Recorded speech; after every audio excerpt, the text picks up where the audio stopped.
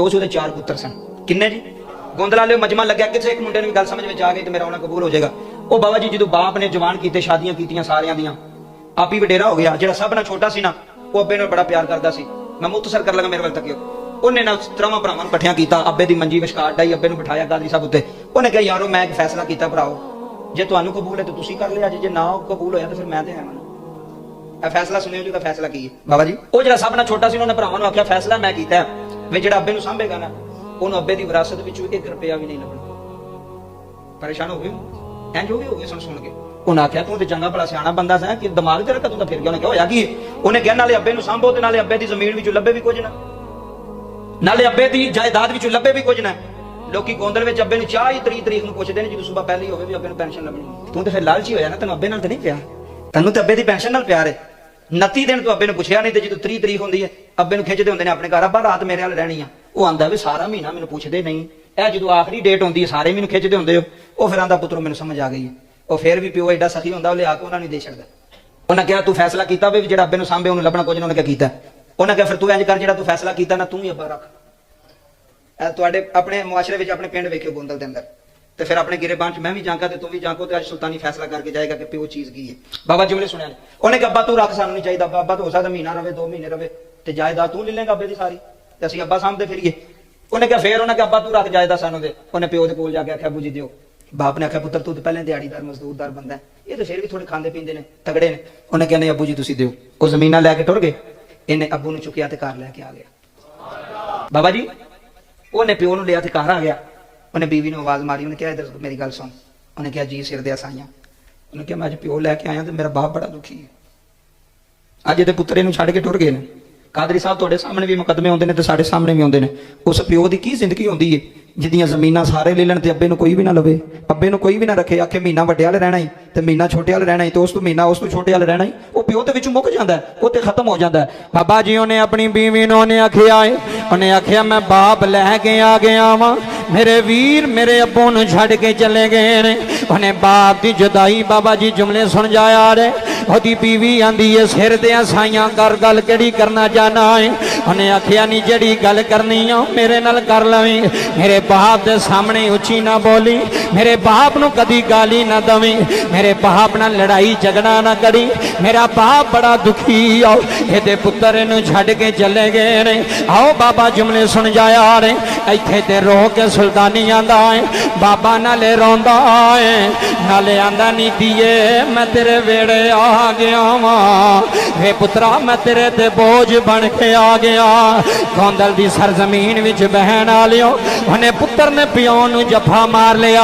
ਉਹਨੇ ਆਖਿਆ ਅੱਬੂ ਜੀ ਨਾ ਨਾ, ਅੱਬੂ ਜੀ ਨਾ ਨਾ, ਜਿਹਦੇ ਵੇੜੇ ਬਾਪ ਆ ਜਾਏ ਬਾਪ ਬੋਝ ਬਣ ਕੇ ਨਹੀਂ ਆਉਂਦਾ, ਬਾਪ ਪਰੇਸ਼ਾਨੀ ਬਣ ਕੇ ਨਹੀਂ ਆਉਂਦਾ। ਉਹਨੇ ਬਾਪ ਦਾ ਮੱਥਾ ਚੁੰਮ ਲਿਆ। ਉਹਨੇ ਆਖਿਆ ਅੱਬੂ ਜੀ ਮੈਨੂੰ ਅੱਜ ਪਤਾ ਲੱਗਾ ਏ, ਜਿਹਦੇ ਵੇੜੇ ਪਿਓ ਆ ਜਾਏ ਉਹਦੇ ਵੇੜੇ ਅੱਲਾ ਦੀ ਰਹਿਮਤ ਆ ਜਾਂਦੀ ਏ। ਇੱਥੇ ਸੁਣੀ ਹੁਣ ਜੁਮਲੇ, ਜਿਹਦੇ ਵੇੜੇ ਬਾਪ ਆ ਜਾਏ, ਜਿਹਦੇ ਵੇੜੇ ਅੱਬਾ ਆ ਜਾਏ, ਜ਼ਮੀਨਾਂ ਦੇ ਆ ਜਾਏ, ਹਵੇਲੀਆਂ ਦੇ ਆ ਜਾਏ, ਐ ਕਦੀ ਬਾਪ ਦਾ ਸੌਦਾ ਨਾ ਕਰਿਆ ਜਾਏ। ਆਓ ਗੋਂਦਲ ਵਿੱਚ ਬਹਿਣ ਵਾਲਿਓ ਸੁਲਤਾਨੀ ਦੇ ਜੁਮਲੇ ਦਿਲ ਤੇ ਲਿਖ ਲਈ। ਅਗਰ ਤੇਰਾ ਭਰਾ ਆਖੇ ਮੈਨੂੰ ਹਵੇਲੀ ਚਾਹੀਦੀ ਏ, ਉਹਨੂੰ ਆਖੀ ਵੀਰਾ ਲੈ ਲੈ। ਜੇ ਤੇਰਾ ਭਰਾ ਆਖੇ ਮੈਨੂੰ ਮਕਾਨ ਚਾਹੀਦਾ ਏ, ਉਹਨੂੰ ਆਖੀ ਵੀਰਾ ਲੈ ਲੈ। ਓਏ ਮੈਂ ਪਿਓ ਨਹੀਂ ਦੇਣਾ, ਹੈ ਮੈਂ ਬਾਪ ਨਹੀਂ ਦੇਣਾ, ਹੈ ਬਾਪ ਤੇ ਅੱਲਾ ਦੀ ਰਹਿਮਤ ਬਣ ਕੇ ਆਇਆ ਹੈ, ਬਾਪ ਤੇ ਵੇੜੇ ਦਾ ਸਕੂਨ ਬਣ ਕੇ ਆਇਆ ਹੈ। ਆਓ ਗੋਂਦਲ ਦੀ ਮਸਜਿਦ ਵਿੱਚ ਬਹਿ ਕੇ ਰੋਣ ਵਾਲਿਓ, ਬਾਬਾ ਜੀ ਜੇ ਬਾਪ ਨੇ ਅੱਧੀ ਰਾਤ ਨੂੰ ਆਵਾਜ਼ ਮਾਰੀ ਏ, ਹਜੇ ਪੁੱਤਰ ਦੀ ਅੱਖ, ਜੇ ਬਾਪ ਨੇ ਅੱਧੀ ਰਾਤ ਨੂੰ ਆਵਾਜ਼ ਮਾਰੀ ਏ, ਹਜੇ ਪੁੱਤਰ ਦੀ ਅੱਖ ਨਹੀਂ ਖੁੱਲਦੀ, ਨੂੰ ਜੁੱਤੀਆਂ ਲਾ ਕੇ ਦੌੜ ਪੈਂਦੀ ਏ, ਆਂਦੀ ਏ ਅੱਬੂ ਜੀ ਹੁਕਮ ਫਰਮਾਇਆ ਜੇ। ਅੱਬੂ ਜਾਨ ਕਿਹੜੀ ਚੀਜ਼ ਦੀ ਲੋੜ ਹੈ, ਨੂੰਮਾਂ ਆਉਣ ਤੇ ਇੰਜ ਦੀਆਂ ਆਉਣ, ਜਿਹੜੀਆਂ ਸਹੁਰਿਆਂ ਨੂੰ ਸੋਹਰਾ ਨਾ ਸਮਝਣ ਬਾਪ ਸਮਝਦੀਆਂ ਆਣ ਕਿਸੇ ਚੰਗੀ ਮਾਂ ਦੀ ਪੁੱਤੀ ਹੈ ਕਿਸੇ ਚੰਗੀ ਮਾਂ ਦੀ ਬੇਟੀ ਹੈ ਉਹਨੇ ਬਾਬਾ ਜੀ ਸਹੁਰੇ ਦੀਆਂ ਖਿਦਮਤਾਂ ਕੀਤੀਆਂ ਨੇ ਕਦੀ ਕੱਪੜੇ ਗੰਦੇ ਨਹੀਂ ਰਹਿਣ ਦਿੱਤੇ ਕਦੀ ਸਹੁਰੇ ਦਾ ਜਿਸਮ ਗੰਦਾ ਨਹੀਂ ਰਹਿਣ ਦਿੱਤਾ ਆਓ ਜੁਮਲੇ ਸੁਣ ਜਾਇਆ ਨੇ ਅਫਜ਼ਲ ਕਾਦਰੀ साहब बाप का आखिरी वेला आ गया है बाप दुनिया तो जा रहा है उन्हें पुत्र नूं सूफी जी बुला लिया है अल्लाह थोड़े आंसू कबूल कर ले गल अंदरों सुने ते रोन आवे बाबा जी बाप का आखिरी वेला आ गया है उन्हें पुत्र नूं कोल बुलाया है अज चौधरी आउंदे ने जिन्हां दे प्यो दा खुस्सा चंगा होवे जिन्हां दे प्यो दा तहमत चंगा होवे जिन्हां दे प्यो दी पग सोहनी होवे भाई चदरा उन्हां पुत्रां दी आउंदी है बाबा जेड़े परिया विच जान अब्बे दी उंगली फड़ के नाल लैके जान भवें बाप डेरा हो गया है भवें बाप बुजुर्ग हो गया है भाई गोंदल वालियां नूं दस जाया जे भाई साडी अज भी रौनक इस बाबे नाल वसदी है साडी अज भी बहार इस चिट्टी दाड़ी वाले नाल वसदी है भाई साडे पल्ले कुछ नहीं जे सानू जवान करन वाला वडेरा हो गया जे साडियां साइकलां लैके आउण वाला अज सुरन तो बाबा जी तंग हो गया है पुत्र आखे मैं साइकिल नहीं लैनी अब्बा मेरे यार मोटरसाइकिल लई है पिओ आंदा पुत्रा सुबह ही लै दिया किबला एडे चाह पूरे करदा है एडे चाह पूरे करदा है आंदा रोमीना रोमीना प्यो दिया पुत्रा मैं सुबह ही तेरी गड्डी लैके आवांगा मैं सुबह ही तेरी मोटरसाइकिल लैके आवांगा बेटे जा बाप पूरे करदा है जदों बाप दा वेला आउंदा वे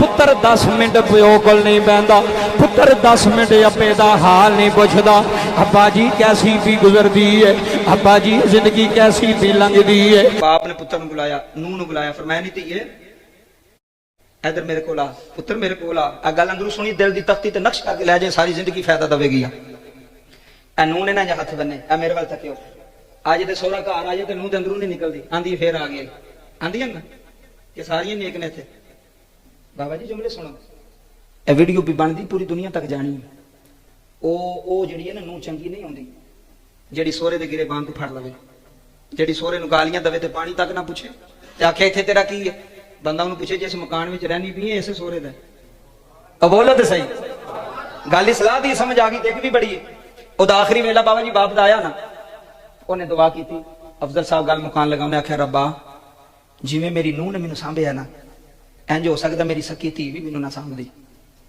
ते जिवें मेरे पुत्र ने सांभिया तीन ते छड्ड गए नहीं ना मालका ए जिन्हें सांभिया ही ना मैं तो दुनिया तो टुर चला इहदा वेड़ा छड्ड चला पर जांदियां दुआ करना मालका इनू इत्थे भी रंग लावी इनू उत्थे भी रंग लावी क्या बात है थोड़ी मेहरबानी जनाब मैं गल मुकान लगा जे ए प्यो दी दुआ जे आंदे ने मां दी दुआ बड़ी लगदी मैं क्या प्यो दी भी बड़ी लगदी 70 वली एक पासे हो ना कादरी साहब प्यो एक पासे होवे ते प्यो दी दुआ अल्लाह जल्दी कबूल कर लैंदा जे इधर सुनो टाइम कोई नहीं मैं गल्लां करदा इधर जुमले सुनियो बाबा मैं गल पूरी करनी दुआ की थी बाप दी रूह निकल गई पर आ गए आखे लगे ओए होए होए अब्बा फौत हो गया वेख्या दुनियादारी विच बंदे की करदे ने जिन्हें कदी भी अब्बे नूं ना पुछया होवे तो भी खत्म ते आंदा मैं 2 लाख रुपया अब्बे दे नां दा देना पे मैं कहा 5 भी दे फायदा कोई नहीं